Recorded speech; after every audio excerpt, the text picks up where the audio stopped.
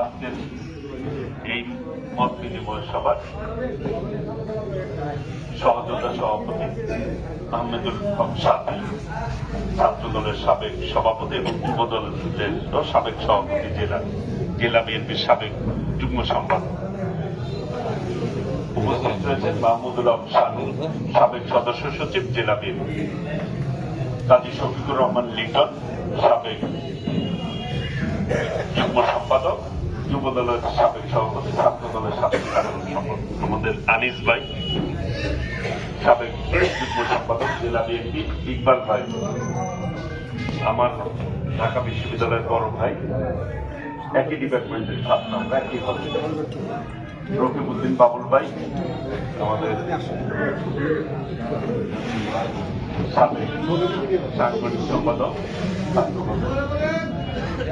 সাবেক নেতা, আমাদের কণ্ঠ, কীর্তন, সাবিক, শাহিন আকন্দ, শহর বিএনপি সিনিয়র সহসভাপতি, আমাদের শামসু ভাই, সাবেক কমিশনার,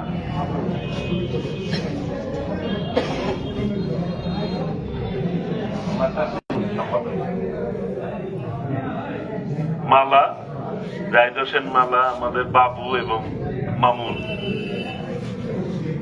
সহ যারাই উপস্থিত হয়েছে, আপনারা কথা শোনা যায় এখন?